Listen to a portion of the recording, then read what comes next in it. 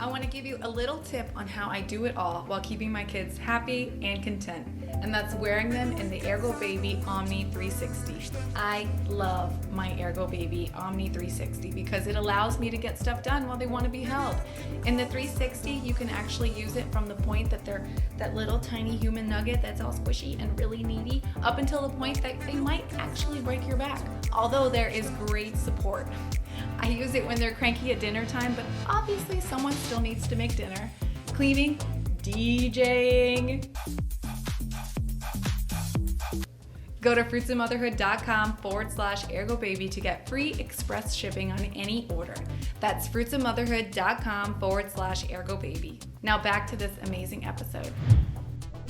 So hi, Jenny. I'm so excited to talk to you today. This is Jenny from SolidStarts. Hey, everybody. Hey, Linda. Thanks for having me. Of course, I'm so excited to let everyone know how they can start baby-led weaning with their baby, what foods not to be afraid of. You know so much, and a lot of moms ask me all the time about, like, my baby won't eat, what do I do? I'm like, I have no clue, but I know someone who does. That's what it's all about these days, right? Yes, exactly. I'm like, this is her account. I always tag you, and I'm like, she knows everything. So let's start with you. Tell me a little bit about yourself.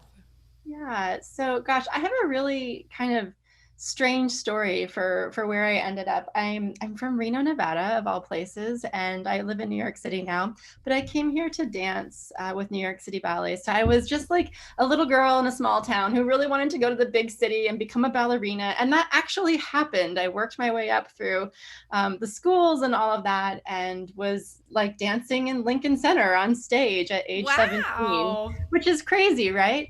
Yeah. But that whole first chapter of my life, talking about food, was like, food is the devil. Like, you should not be eating, you should always be losing weight. And I always had one of those bodies, compared to other dancers. I just felt like I had to work harder than everybody else, truthfully. Like, Uh-huh. my weight was never super easy to manage. It wasn't like out of control, but it wasn't like easy for me. And so food was always this kind of in the backdrop in my life in a really negative way. Um, Fast forward a few years, a couple of injuries and all of that career came to a close. And I ended up going into politics actually right after 9/11.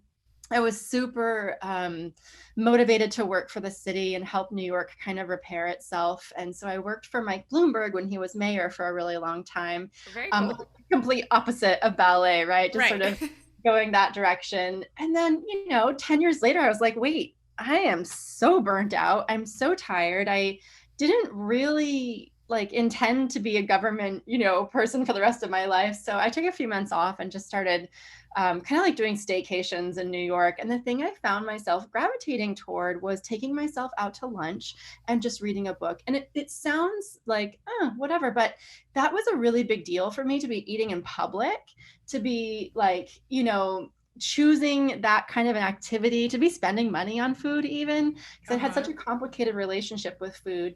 And then I fell like whole hog into food and food anthropology and farming and gardening. And like, I had like 20 tomato plants growing, on our deck. And I was like the total farmy foodie, like full circle, right? So when I got pregnant with my firstborn, food was like a really important part of my kind of planning. I think we all think about like, okay, how am I going to sleep? Like, what's the sleep situation going to be? Am I going to breastfeed? Am I going to do bottles? For me, it was like, how am I going to start solids? I want this kid to be like traveling with us and to be eating whatever at restaurants. And, I don't want my life to change, and all of this. And for whatever reason, and then you have the baby and you're like, okay, we'll do whatever baby needs, and baby comes first. And like all of your thinking, totally spins around. Well, Uh-huh. I was intensely afraid of starting solids when it actually came down to the day where it was like, okay, today's the day. I went to the store, I bought like a jar of whatever, and it was like Earth's Best, carrots Uh-huh. or something, and, started spoon feeding him. And he hated it. He hated it. And I was so deflated.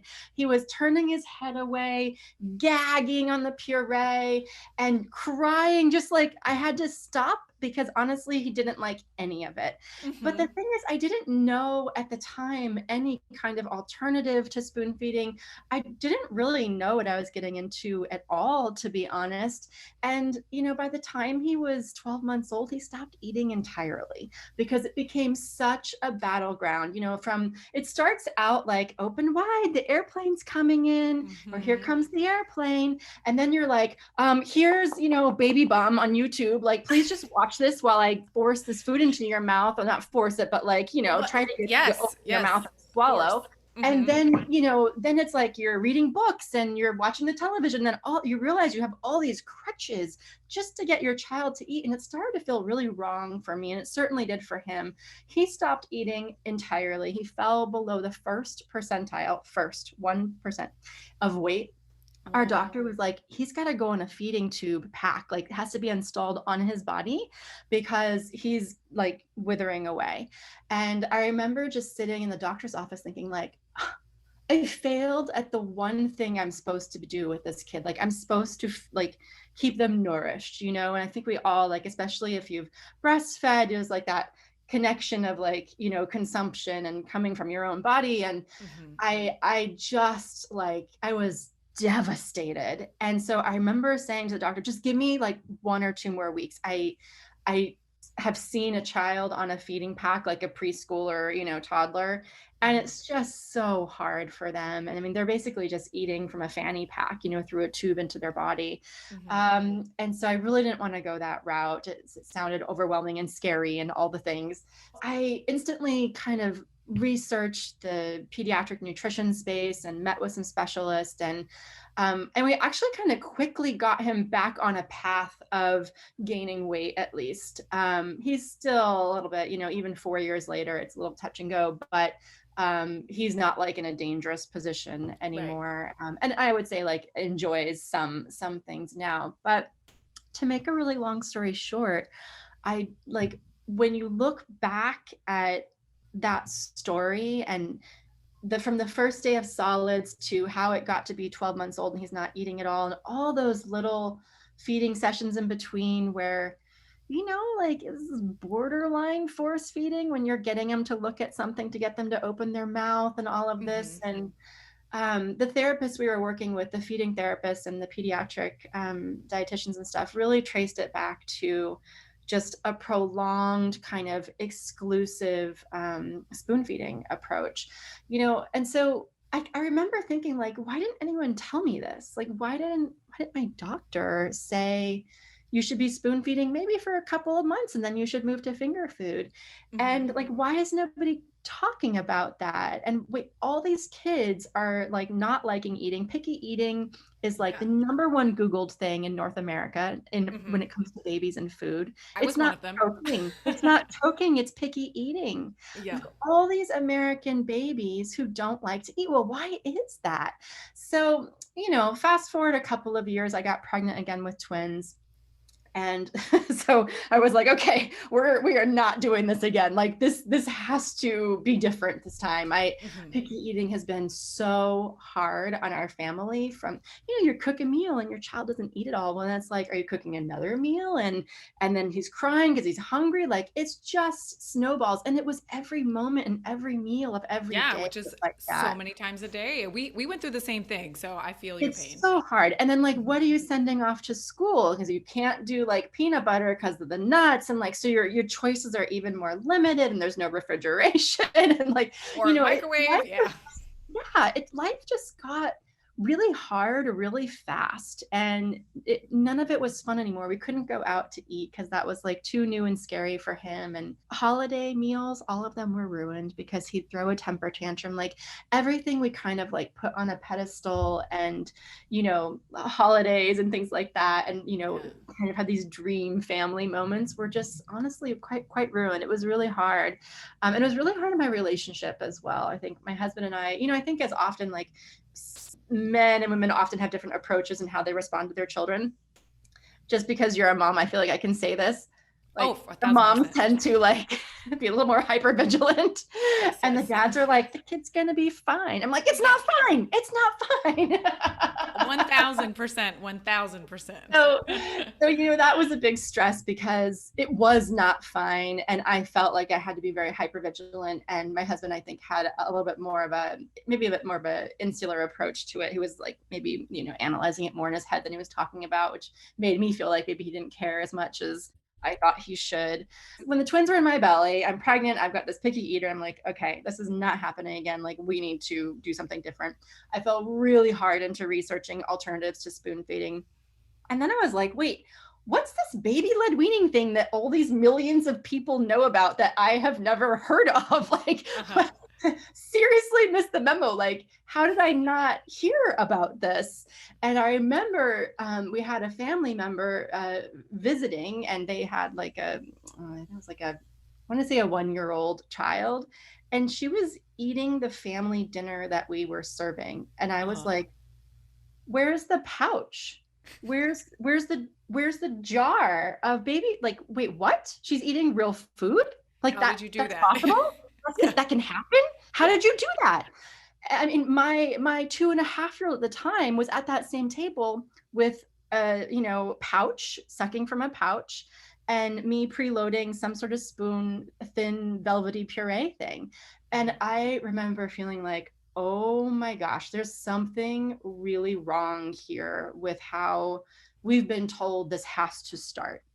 So I fell really hard into researching baby-led weaning and specifically kind of like the mechanics of swallowing, because I, as this like type A scared mom, I needed to like really know, okay, if we're gonna do a finger food first kind of approach here with starting solids, you need to tell me my baby's not going to choke. Like, I need you to sign this document, put your MD official letters behind it, and like write your life on it.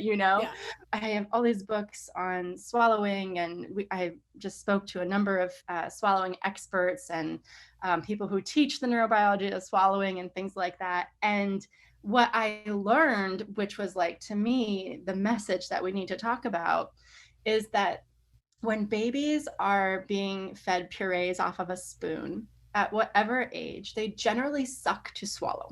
They take it off the spoon and then they suck it in. They're basically relying on the only mechanism they know. But we have a chewing reflex. So if you ever put your finger in your baby's mouth, like here, and they bite, they munch up and down. That's actually a reflex. They're not even trying. It's happening automatically. It's a reflex. Cool. So what's really interesting, and what a swallowing specialist like we have on our team now would tell you, is that actually the harder and more resistive of the food, so think like a mango pit, like you can't bite through it, you can't break it, right? A spare rib with most of the meat cut off, but it's like a bone, almost like foods that act like teethers that you can't bite through. They stimulate the chewing reflex, which actually teaches more about a baby how to move food from their tongue over to the side to chew up and down and then back again to swallow. So what I feel like no one is talking about is that there are devastating consequences with prolonged exclusive spoon feeding. If you're spoon feeding and you've got finger foods on the tray, like, more power to you, you're doing it great, like, don't worry. Giving the child the opportunity to have some finger foods and to practice actual chewing, because no puree, kind of like no matter the thickness, is actually going to teach your child to eat, because you're not stimulating the chewing reflex that I was just talking about.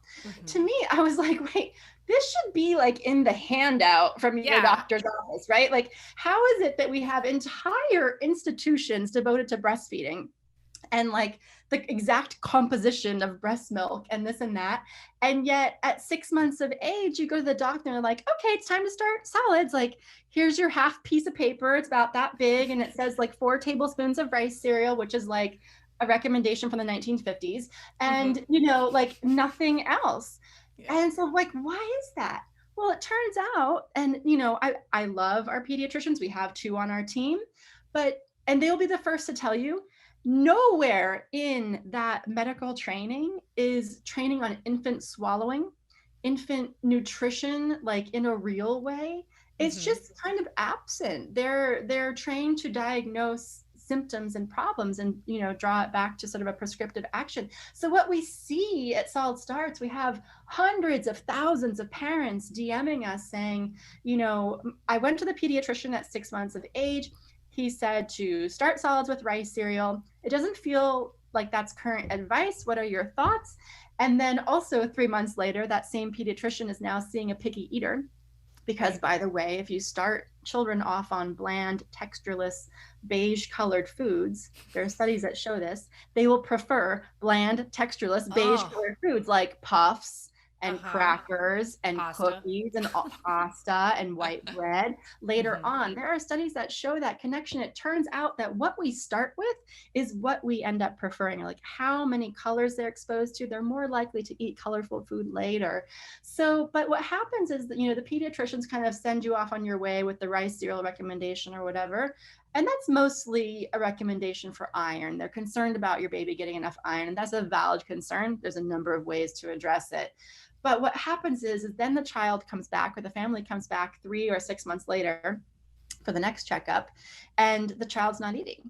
And they have no idea how to handle it. And they're like, well, okay, it's time to see a feeding therapist. You know, like there's got to be something that we can do to educate parents on preventing picky eating and starting solids in a way that is a little bit less rigid to get them to the point of happy eaters. Like food is fun. It should be fun. It's delicious. And most babies, if given the chance, will like smash and taste and pour and pound, and it's great fun. But often we're really asking them to kind of put their hands behind their back and just open their mouth and lean forward. And in fact, what you see often with prolonged spoon feeding, like I did, and I'm talking about like past 9 months old is what I would say prolonged. Our feeding therapists generally like to see babies who were spoon fed off the spoon feeding experience by 8 months of age and into self-feeding and finger food.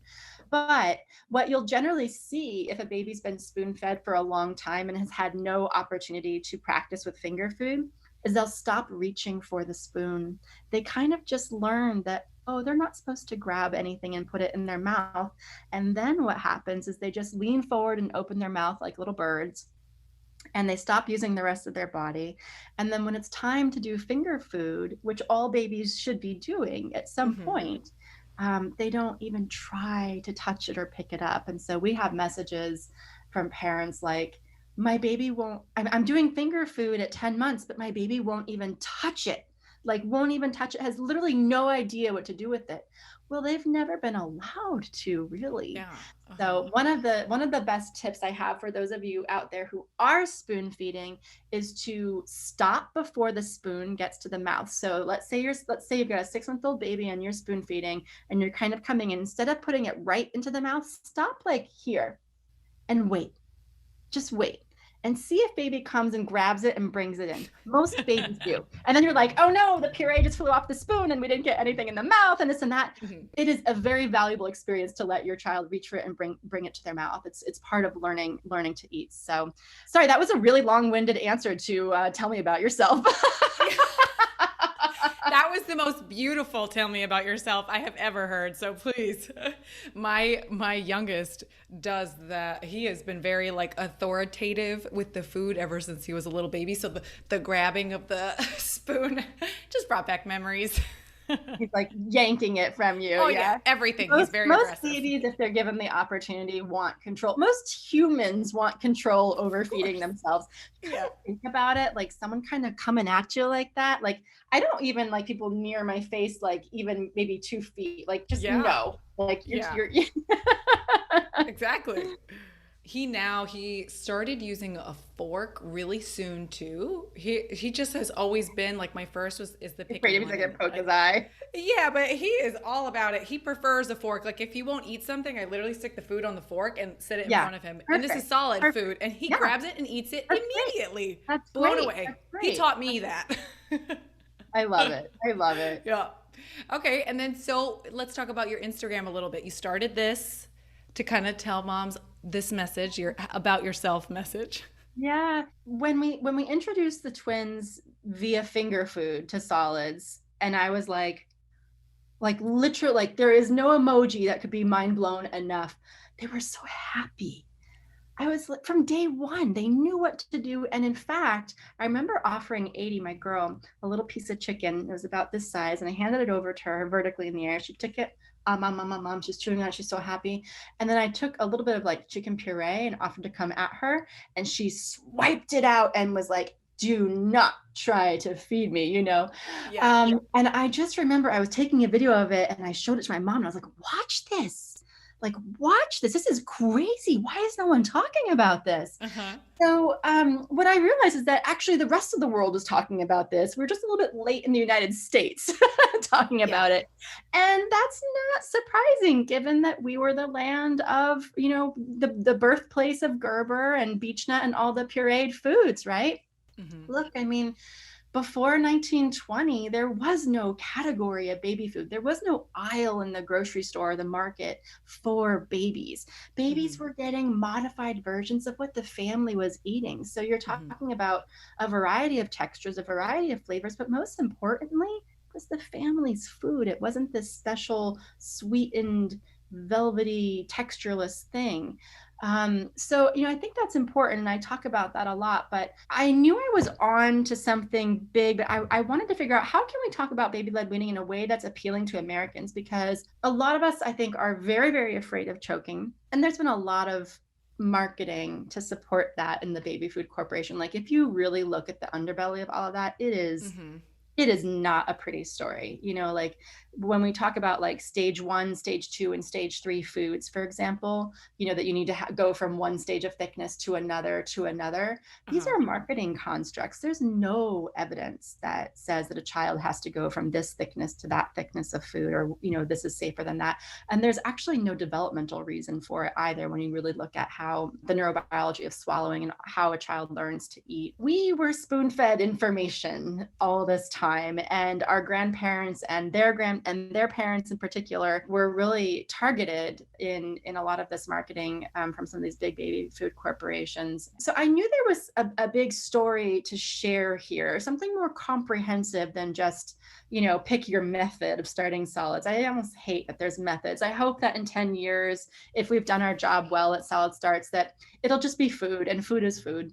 And Mm-hmm. sometimes you're modifying it, sometimes you're pre-airing it, sometimes this, but it's not like a dogma or a method, or, you know, it's like religion. Right? Yeah, yeah. I thought, you know, I called my friend Kate and I was like, Kate, I think I'm on to something here. Like there's something here, but the barrier is that the parents don't know how to serve finger food because no one's teaching you how to do it. So you can read all the books you want on baby-led weaning and the philosophy and all of that, but then you're like, okay, I've got this piece of steak in front of me and I have 2 6-month-olds twins staring at me, Very and I'm hungry. like sweating because I'm Of so course. nervous. Uh-huh. And like, I need you to show me how to do this and to tell me that it's safe. And no one was really filling that part of the gaps. What I ended up building kind of almost by accident, organically over time, is a food database for babies. So it's a free food database for babies. It's on our website. It'll be an app in May, and it'll have every food in the world, from apples to sea cucumbers in Japan to, you know, whatever. About 1,000 foods in the food database. And you can look up, it's live now, so you can look up any food and see how to prepare it for your baby as a finger food, right? That's been immensely popular. We have more than 1 million people using it every month, which is That's so cool. crazy. We've That is never so spent a cool. dollar on marketing or anything like that. That's been really awesome to see that that was what people needed to kind of make the leap to finger food. And the sort of brilliant piece of the database, which, like I said, kind of came to by accident for me just documenting things. And then eventually we hired a team, and it's like a legit, you know, review process for everything, and doctors Mm-hmm. approve it, and, you know, it goes through the whole thing. What's kind of unique and brilliant about it is that every baby, every child needs finger food at some point. So whether you have a 6-month-old child or an 18-month-old who's still working with finger food, it's going to be helpful for you. Kind of created this database. It's like massive, and just had this great fundraising campaign to build the app. The app will be for free as well. And I thought for sure, okay, I'm just going to have like probably stay at home white American moms following me on Instagram because like that's what I am. That's probably what I'll attract. And no, like it took off and we have 175 countries using the database and following us. I think there's only like 190 countries in the world. It's like pretty expansive. Yeah. And it's crazy. I've got videos coming in from Pakistan, from Zimbabwe, from all around the world, and it is just awesome. So it's turned, you know, our Instagram presence, I was really just dipping my toes in the water when I started kind of documenting our twins feeding process and showing videos to hopefully build, you know, boost confidence of other people wanting to try finger food earlier. And then it kind of spiraled into this beautiful, or blossomed into this beautiful like food culture page. And then it's also like, well, if we're talking about food culture, should we also be talking about race and equity? Probably. These things are very, you know, like when you say like, oh, those people eat that kind of food and that is not like, that's icky. There's something there that I think we should talk about. And it does not at all feel to me divorced from a DEI or diversity, equity, inclusion conversation. You know, I think that food ideally is the thing that I can kind of coax everyone to the table to. Like, it's easy to look at pictures of food. It's fun to look at pictures and videos of babies eating. Like, we all know we love that. Yes. Let's talk about something bigger now. Now that you're here, let's really get into it. With your mouth full. Exactly. Now exactly. You listen. Yeah. So SolidStarts today is essentially the leading platform for solid food for babies worldwide. And we're growing really fast. And it's really amazing to see. But it's also a place to have deeper conversations about food culture and what that means, and like what kind of eaters do we want to raise. You know, I think we talk, our feeding therapists on our team, when they're in like a one-on-one session with parents, you know, one of the first questions is like, what are your goals? Like, what do you want to achieve with your daughter or your son or whoever with, you know, with feeding? And parents are often like, well, I want my child to be open to a wide variety of foods, and I want them to eat like what we eat, and I want them to, you know, eat like the food in other countries when we travel, and like be open to other things. But day to day, it's, you know, our day-to-day realities, it's more like, honey, just please feed him the goldfish because I can't handle this right now. So we have these like short game realities, and those are real realities. Like, I just put Nutella on graham crackers and put the television on, like, because it's pandemic parenting and I have three kids at the age of 5. Like, that happens. I'm not a purist about this. We have these confines of like our short-term reality, but my long game, I want to travel the world with my children one day. And like, I want them to enjoy learning about other foods and tasting new things and not be intensely afraid or judgmental of them. You know, to not be that like American in Italy going, I want a hamburger. This doesn't look good. Or the portion's too small. I want, you know, French fries, like that kind of thing. So, you know, it's yes, we're a baby-led weaning platform at its core. The food database is, you know, it shows you how to introduce finger food to your baby, but behind it is like a massive prevent picky eating kind of lens to it, a massive cultural lens to it. And I hope that we're doing our part on diversity, equity, and inclusion and social justice issues as well. That is so beautiful. I have to tell you, I just get food inspiration from your Instagram. I'm like, all right, what are we going to try this week? and there are a lot of parents who are like, oh, I've never had that food before. Or baby had the food before the parents even had it, which is just so awesome. Funny. I love it. It makes me so happy. I think I saw star fruit, I think you posted recently, and I had forgot about star fruit. Like, I love that as a child because it's pre-cut into a star. Like, what kid doesn't love stars? It's so perfect. I know you don't need those little cookie cutter things. To, like, there is actually fruit already in the shape of a star. It's not super accessible for some people, but yes, but still, I was like, oh, duh. Like, how wonderful. I'm going to start this. And then your message of like inclusivity, that it's just wonderful. I love this. This is amazing. Thank you. I truly believe that those difficult conversations can't just happen. They have to happen ancillary areas of our life, like food, or, you know, so that we can come together and have a real conversation about it. And I'm really proud, honestly, of the community that's built itself around SolidStarts. Obviously we don't pick those, they come to us and they interact with each other, and there's no real there's no real control of it, but they are really amazing to each other. They're building up on conversations as opposed to breaking down. There's very little judgment happening at all. Most people know I have zero tolerance for it too, so they tend to like, you can't, do you have anything nice to say? Don't say anything at all, otherwise she might block you.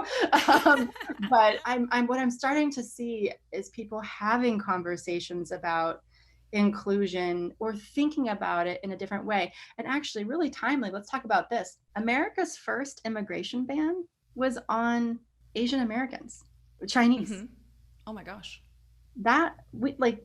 Immigration bans are not new to our history. It goes way back when. I'm going to post in a couple of days from a series of content from the Museum of Food and Drink here in New York City, which I'm on the board of. And there is like a replica of a newspaper ad from I think it's like the 1880s or something. And it literally says the white man is on top, Chinese are banned.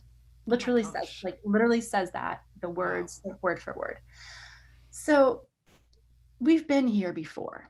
You know what I mean? None of this is new. It's been going on for a really long time. It's a really deep part of our history. You can explore that through food, politics, race, all of it is wrapped up in food. Yeah, I feel like your previous lives of experience have led you all to this. This has been your baby from the beginning. You just didn't know it. I just didn't know it. Exactly. Yeah, it was coming for you. My fourth baby, fourth and last.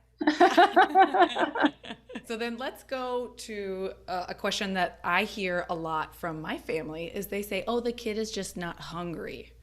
Like, is that a real thing?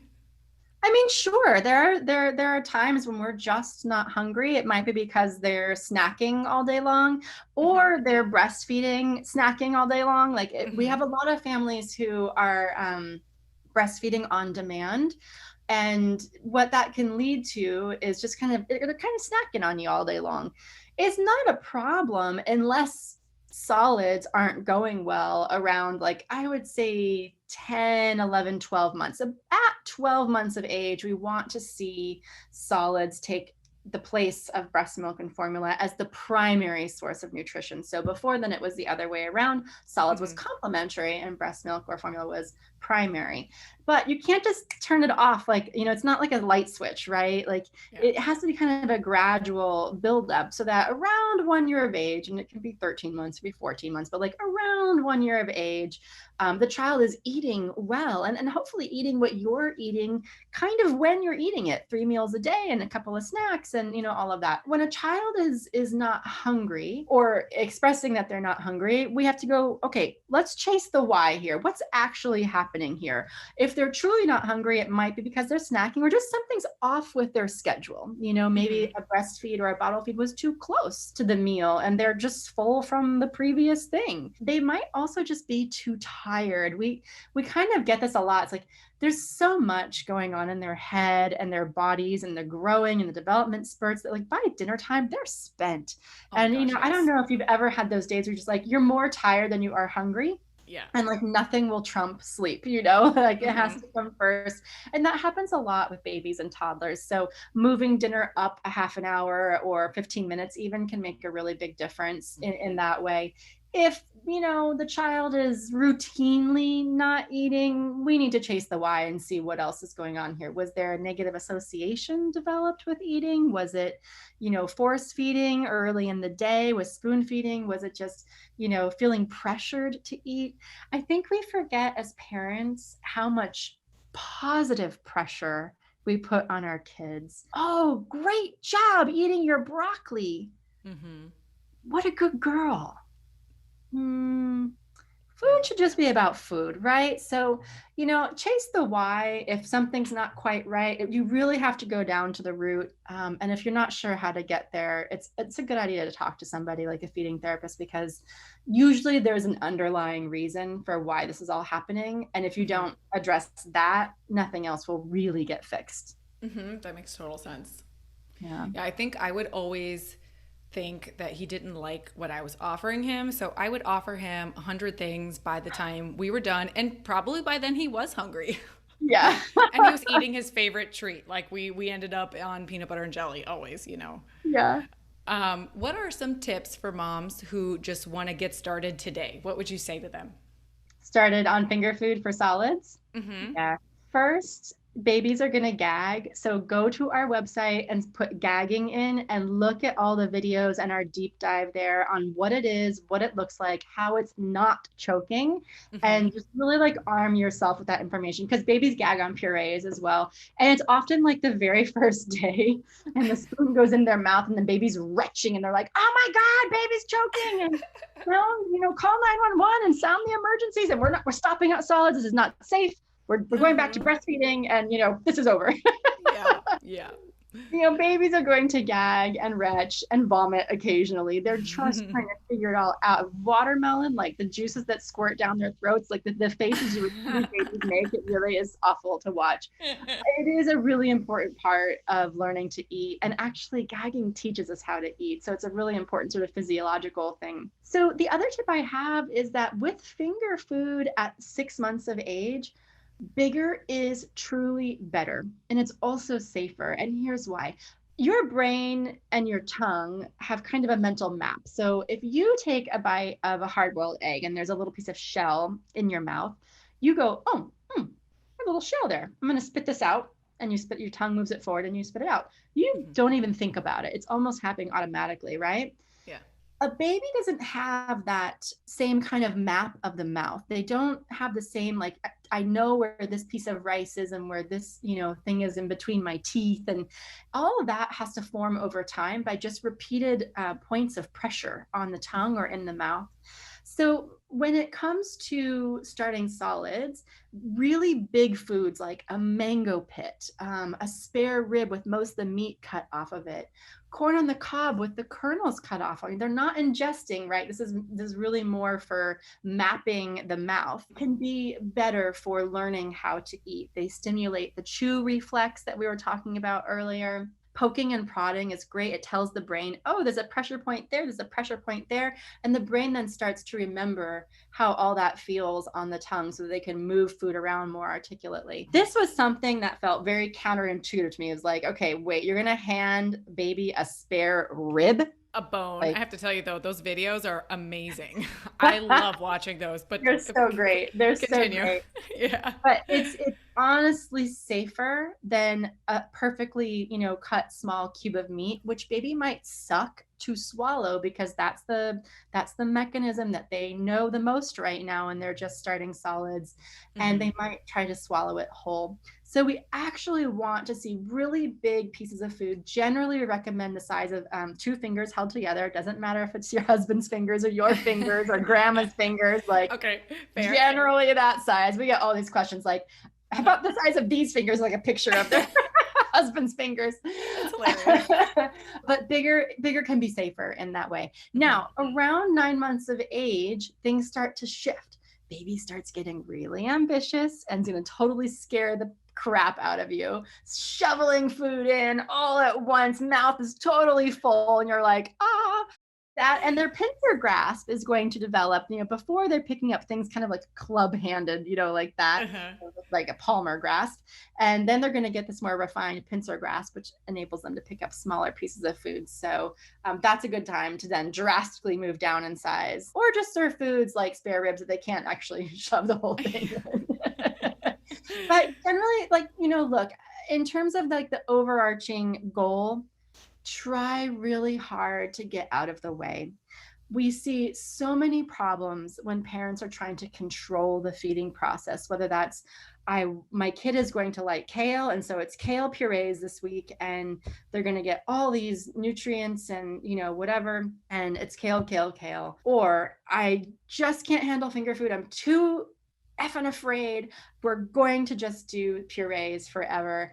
And so I'm going to like carefully bring this into your mouth. Like that's a style of control as well. So we just want to see parents kind of ease up trust that baby was truly born knowing how to eat. They have a number of reflexes, both in learning to chew and to swallow, but also protective reflexes as well. There's the tongue thrust, the gag reflex. And if something gets really far down, the vomiting, like it'll all kind of take care of you and kind of have your back. So just kind of trust your baby and trust the process, and, try to get out of the way to the extent you can. The more you hand over the reins to your child in the feeding process, the less likely you're going to have a picky eater, the more happy they're going to be coming to the table. It'll be fun. You get to sit down for 15 minutes and actually eat your own meal. And the more like they'll probably explore a wider variety of foods as well.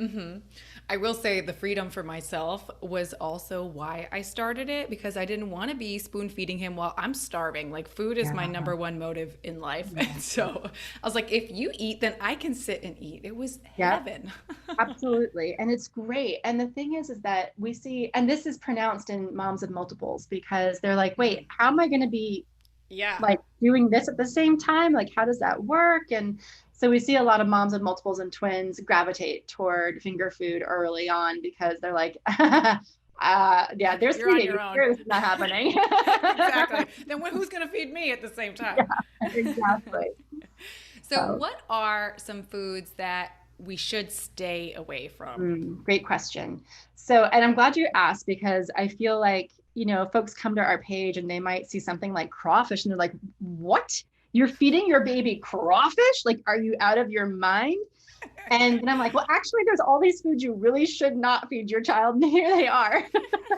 So let's start with the choking hazards. Raw apple is a really big choking hazard. It's the cover of our guide called 30 Foods Never to Feed Your Baby. And I chose it because we often think as a baby apple puree is in like every pouch to sweeten things. Yeah. So I like to just really get that out there, that raw apple is not okay for young babies. It's very difficult for them to chew and is a choking hazard. Baby carrots, grapes, the kinds of choking hazards that you know.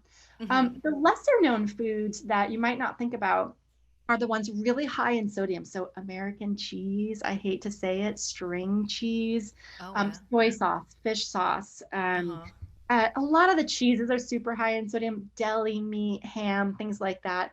Babies, look, I mean, sodium, we all need little bits of sodium to stay alive, but it's really easy, especially in processed foods, to exceed our sort of maximum allowance for the day. And that's a lot lower for a baby. A baby also eats more in proportion to their body weight than we do. I want to kind of keep tabs on sodium. A general rule is to look for foods that have less than 100 milligrams of sodium per serving.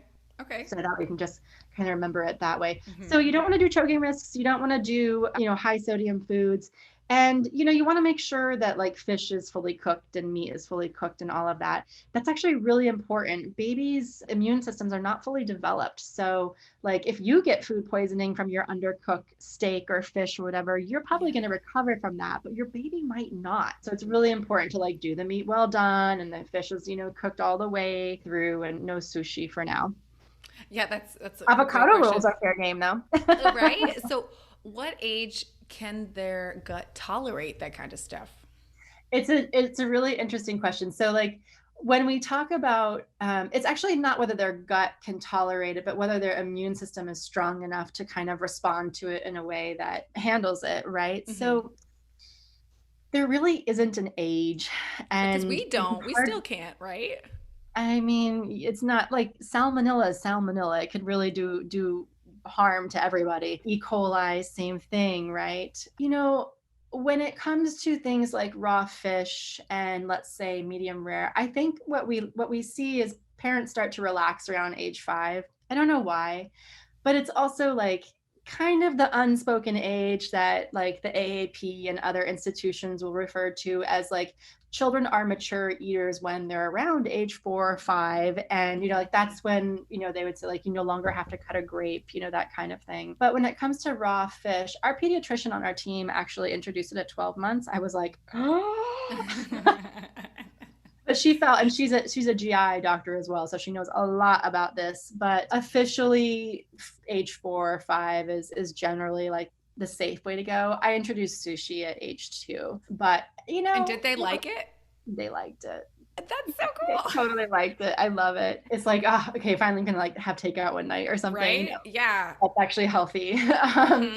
So, I think with all this stuff, it really depends on like how, like, where is the fish coming from and how is it stored? And we all know that like there's certain markets you might not like, I'm not sure Yeah. that fish is fresh, like, so this becomes even more important with babies, obviously. Okay. And then what about nuts? Because I saw something on your Yes. Instagram. Choking hazards for sure. Yes. So we love introducing allergens early. There's studies showing that the early introduction of allergens can actually prevent those allergies from developing later in life, particularly around peanuts. And so, and nuts are so nutritious and so good for plant-based babies as well. But like, how do you get a baby to eat a nut? Has to be a nut butter, or you can grind it and pound it, pulverize Mm-hmm. it, make it Right. safe. But nut pieces and whole nuts, choking hazards for quite a while. We love like mixed nut butters from Trader Joe's and things like that. Once you've kind of worked through the allergens, you're like, okay, definitely not allergic to walnut, definitely not allergic to this. You can kind of get some mixed nut butters and just scoop that into yogurt or Oh, I love that. applesauce. Or honestly, my most amazing, nutritious, laziest lunch is Greek yogurt with peanut butter mixed in, Uh-huh. and sticks of banana sticking in it, and the babies loved it. It was like their Oh, favorite lunch, but it was like a 2-minute lunch for me. I love that. Cleanup was slightly a different story. My caregiver and I have this kind of running joke that the easier the food is to prepare, the worse the cleanup. It just seems to always be that way. That makes total sense. That makes total sense. At least here too. So speaking of messes, do you have any particular plates that you swear by? Because my child can rip anything off the table. Okay, every child can break the suction of a suction Right. plate. Hmm. That said, there's a certain age in which they stop trying to do that and they want to start scooping with their spoon. And then I love bringing the suction plates back out, Okay. because then they're not chasing their plate around, That makes on the sense. table, with their spoon. It kind of gives a little bit of resistance. Hmm. So, generally from like 6 months to 12 months, babies are going to try to, it's all they want to do is figure out how to get this off the table. It's like they can't even focus on the food. It's not even worth Yeah. it, honestly. But around like 12 months, maybe a little bit later for some, and especially if they've seen it before, they might just be like, oh yeah, this is how it works. You break the seal, it comes up. Okay, big whoop. I just want my food now. Right. And they will actually just like use it as a plate or a bowl. So we use the easy peasy section mats, and I find those were really helpful. We love to see children, toddlers transition to real plates like you are eating off of, Hmm. around 18 months of age, if not earlier. Basically, as soon as you're sure they're not going to like hurl it across the living room is when Okay. you can Got do it. it. And Got it. I love like kind of a heavy dinner plate for the same scooping reason that like it'll, have some heft to it. Cause like all the plastic kids plates, like if you're trying to scoop from that, and honestly, all baby has to do is like accidentally go like that and it goes flying off the table. So you kind of want Yep. something heavy. But the section plates and bowls can be great like in the toddler stage, actually, when they're less interested in figuring out how it works, and more Mm. interested in how to use their spoon and, you know, eat a little bit more like you're eating. Hmm. Yeah, I was ballsy enough to give my 1 year old, let's see, he's like 14 months now, a glass plate yesterday. I'm like, oh, well, I'm right here. Let's see how it goes. I just did it kind of accidentally. I'm like, well, I'm going to either regret this or we won't even remember it happened. Yeah. I don't even remember what happened. I guess he ate and I just cleaned up like it was no big deal. Yeah. Kids often trust things they see that are like adult items Right. more than we think. And okay, not a 6-month old. That 6-month old is gonna bang and smash around and figure it Of out. course. It's Yeah. like testing physics almost. But Yeah. the sort of toddlers and older toddlers, they will actually care for something if they feel like it's special and something like it's Yeah. his mommy's plate. Uh-huh. That makes That total can be a sense. strategy as well. And what about utensils? Like I have little forks and then I know my 1 year old loves the big fork. Yeah, that's Am I great. crazy? So you can introduce utensils as early as you want. Just Hmm. know that most, whether that's trainer chopsticks or big forks or whatever it is, most kids are not going to independently use them reliably and consistently Right. until like closer to 15 to 18 months of age. And then even after that, they'll often toggle back and forth between a fork and their fingers because they've learned that using their fingers is way faster.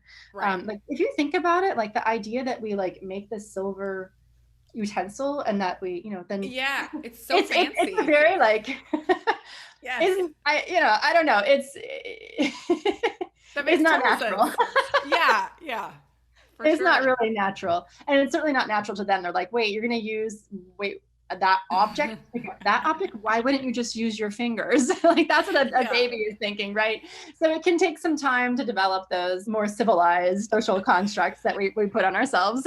right. Like I see him pick up the spoon, pick up the food, put it on the spoon, and then take it and put it in his mouth. I'm like, okay, well, it got there, I I guess. mean, I agree. It's not intuitive, babe. Right. I get it. I get it. And do you have any animals that clean up your mess in the So house? we don't. No, Okay. we don't have any dogs or cats. And I do have to say, like, a dog is the baby led weaning best friend for sure, because it makes it a lot easier. Like, as long as the food is not going to kill your dog or make him Right, sick. right. But I also have to burst your bubble and share that, especially with younger babies, if they start to like to feed the animal their food, it's just a game and all the food goes to the animal, to the dog. And then you're Yeah. like, wait, they didn't eat anything. And also with picky eaters, it can be a Mm-hmm. deflection. So, like, oh, I'm just going Mm-hmm. to feed it to the dog. So, generally, like, if you want to be really good about it, put the dog in a separate room While during they eat. meals just to get Okay. build a good foundation for the child to eat. Mm-hmm. Once they're eating really well, you feel like they're enjoying food, they're looking forward to mealtime, they kind of clap their hands or their feet or kind of jiggle with excitement, which is what you want to see. Then you can bring the animal back in the room and see how it goes. Some babies do fine with it because they're just so happy to be eating and Yeah. all of that, but some will, it becomes a really big problem. So I Okay, that wish I makes total had sense. one. I'd be on Yeah. my hands and knees picking up less rice pieces and quinoa and all that stuff that is For like sure. hard to clean up. Do they have a Roomba for like just children's foods yet? That needs to be on the market ASAP. I'm sure you could make it. I'm too afraid during potty training of what it might also Oh, sneak around. oh, that's so true. That's so true. Okay, so let's talk about plant-based foods for babies. What are your feelings on that? Yeah, it's totally possible. We have a guide for best and worst foods for plant-based babies. Look, is it hard?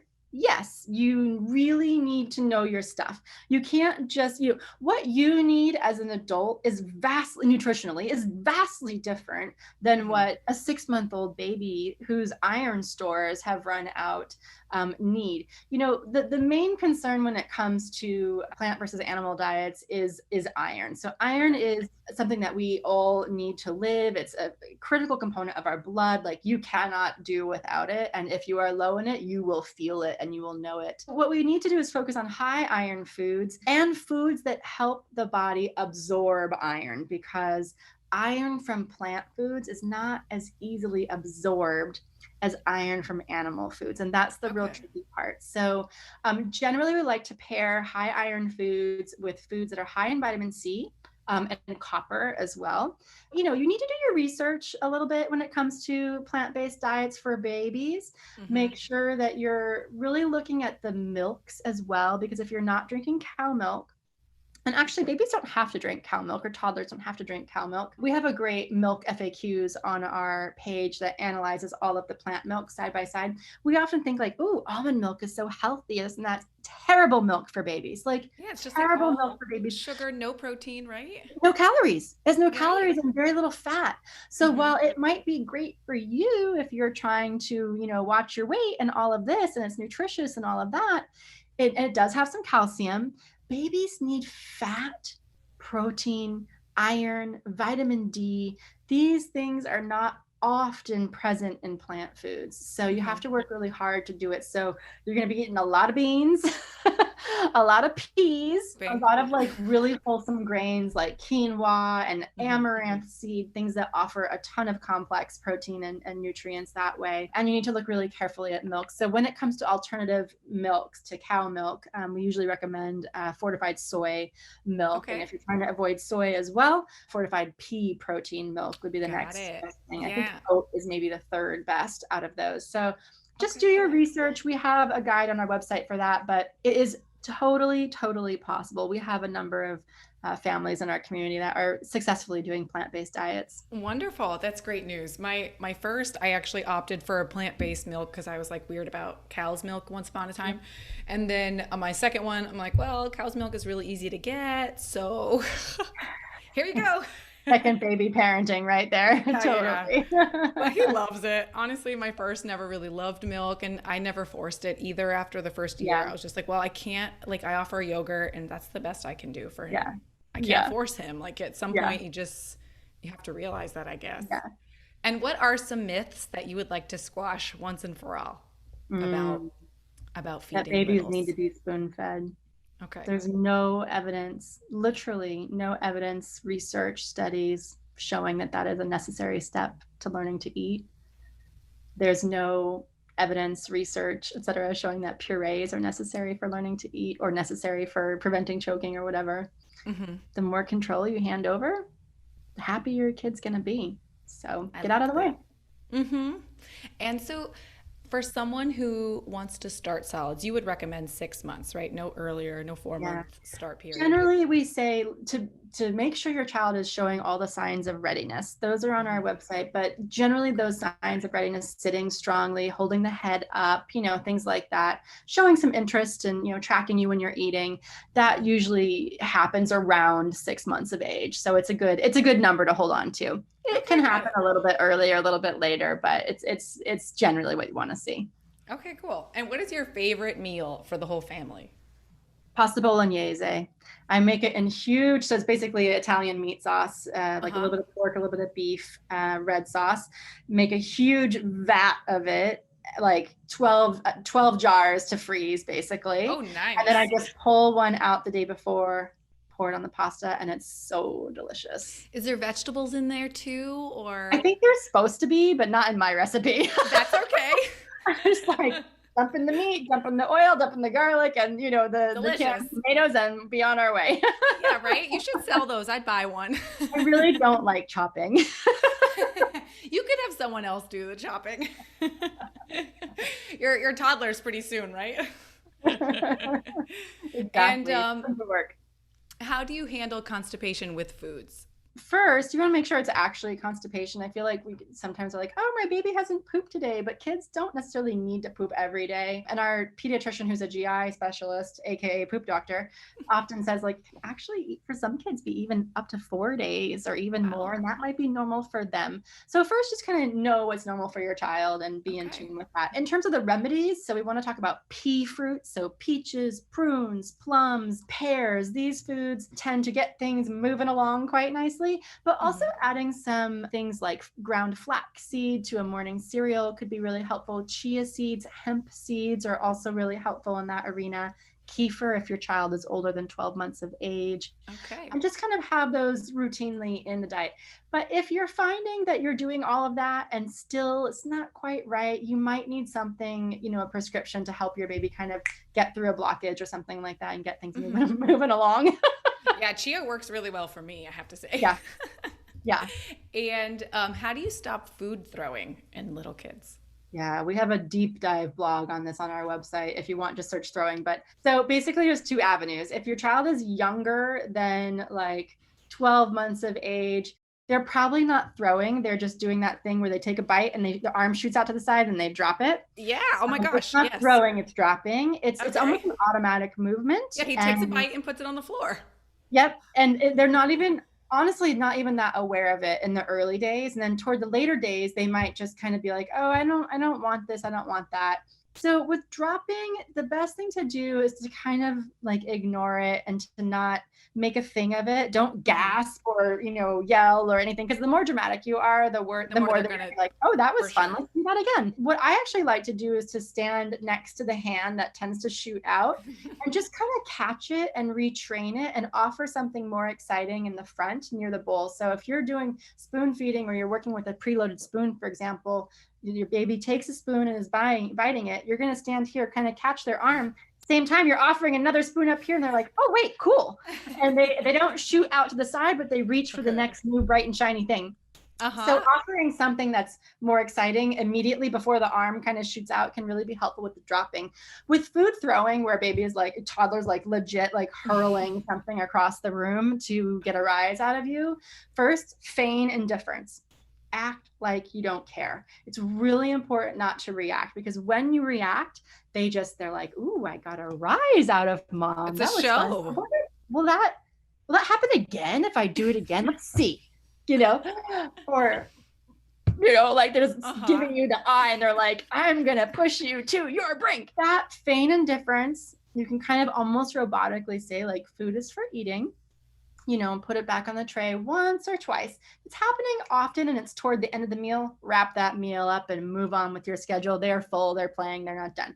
You don't want to make it punitive, right? You're like, oh, okay, I see that you're throwing your food. When you throw your food, it tells me that you're done. Are you done? Okay, we'll have more food at snack time. And, put your Stepford smile on and give it to them. Try not to show that you're upset. And what about spicy food for babies? Because my husband always is like, okay. Look, I mean, some kids they're ready. They love it and it like barely phases them. Some kids are like, oh, that was the most horrifying thing on my tongue. And you're trying to physically hurt me and I'm going to cry for 15 minutes after. And that's how we all kind of are. Like, some are super tasters and some are like indifferent to spice. So that's the same in infancy. There's no need to wait to introduce spicy food. That said, this is my own sort of mom opinion on this. I think it's really important to introduce something like a kidney bean as a kidney bean and not as a kidney bean in a hot Chipotle chili, because you don't want your child to be like, whoa, beans are always hot, so I am never eating beans again. You know what I mean? Like, spice is a flavoring on top of like, the food is underneath that. I want my kids to appreciate the food for what it is. And then we can layer on different flavors and explore different kind of shapes and forms and dishes of all of that. But when you're first starting out in solids, you don't want to cause them any pain, because you just don't want to kind of poison the well of the coming to the table experience. It's already hard and new for your babe. So, start with some more simple preparations, but that does not necessarily mean bland rice cereal, right?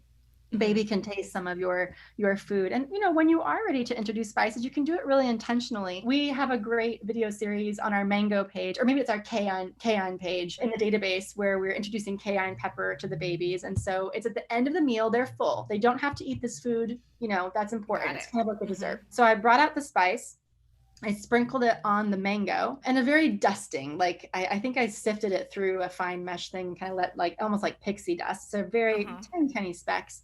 And I said, this is going to be spicy. It's going to be spicy. We're really like enunciating, being dramatic, letting them know something's up with this mango. It's not going to be the same as mango. You can kind of do it that way, but start gentle and work your way up.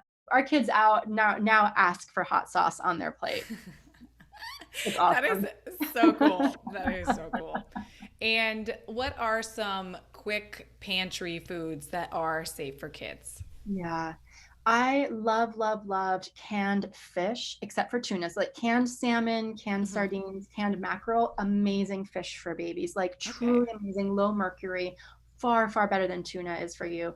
And all you have to do is whip that with some mayo or even just avocado and you have lunch. I mean, it's an amazing food for babies. Canned fish can be great. Just watch the sodium, rinse it underwater, get rid of some sodium. Canned beans are also fabulous for babies because they're so easy and they're so nutritious. I love canned fish and canned beans, and then just like having some easy to cook grains around the house that you can kind of make a meal out of. But we do have like a list of 25 pantry foods for baby-led weaning that I actually produced at the start of the pandemic, because like in New York, our grocery markets were empty. Right. And I was like, wait, we got to feed our kids. Like, I can't be running around looking for I've got 3 kids with me. Like, I can't go to every single grocery store in Brooklyn to find a loaf of bread. But canned fish for the protein and canned beans for the same reason. Just have them around, because you never know when dinner gets burned or whatever. You can always make a sandwich out of them or just serve it on its own, and they don't really go bad. Okay, great. And is it ever too late to fix a picky eater? No, never. But the longer you wait, the harder it will be. I think that's with everything, right? Yeah, we get so used to it. Yeah. Well, thank you so much. This has been so much fun. It's nice chatting with you again. Linda. You always lift me up. I love your energy. Same. Oh my gosh. Whenever I need a boost, I'm on your Instagram page watching Well, we your can do old this more reels. often. It was a pleasure. Before we go, I ask everyone the same 2 questions, just in my attempt to normalize motherhood. Like, everyone is allowed to have a least favorite part and a favorite part. So you could tell us ours. That'd be great. My favorite part is morning babies. Like, how delicious is a my well-rested, happy, snuggly, I'm just Puffy. waking up, baby. Yeah. I can do morning routine. Like, I'll wake up early and do morning routine any day of the week. My least favorite part is probably bedtime right now, just because our twins are like monkeys and truly swinging from the chandeliers. And it's not just like one child being put in a toddler bed. Like, they are conspiring to like take the place down. Like, they're moving furniture, they're climbing on windowsills and jumping. They're like literally using each other as step stools to get into things. So it's intense right now. Bedtime, I'm spent, you know. Yeah. By the time bedtime rolls around, I have like, that's when I lose my patience the most. So same, for sure. Well, thank you so much, everyone who's still listening. Please follow Jenny on Instagram at SolidStarts, and to check out more of all of her things, your website is SolidStarts.com, correct? Yeah. And they can search all those keywords in there. Everything's visible. Yep. And then this will also be on YouTube, so everyone subscribe. And I tend to leak these early because I work on them myself. Well, thank you so much. I hope you have a wonderful day. Thank you, Linda. It was a joy. Take care. Have a nice day. Bye. Hey, mamas. The way we spend our money has changed a lot since we've had children. So to help with the mom guilt and the need to still buy cute things, the Fruits of Motherhood shop is donating proceeds of each sale to Every Mother Counts. EveryMotherCounts.org is a nonprofit organization that works to improve access to quality maternity care around the world. Just buy a hat, a shirt, or anything else in the Fruits of Motherhood shop, and you help a mama in need. Just go to fruitsofmotherhood.com/shop and use the code podcast to get 10% off anything in the store. That's fruitsofmotherhood.com/shop, promo code podcast. Hey, mama. Do you enjoy a nice glass of wine after or during a long day of motherhood? Guess what? Me too. I want to tell you about Rebel Wine Club. It's my new favorite way to get wine. Rebel Wine Club is a personalized wine service tailored to your taste, budget, and lifestyle that makes buying great wines super easy. Tell them what type of wine you like, how many bottles, choose red, white, or both. Tell them how often you like each shipment. Receive, sip, and enjoy, girl. Check out which wine I'm drinking right now by going to fruitsofmotherhood.com/wine.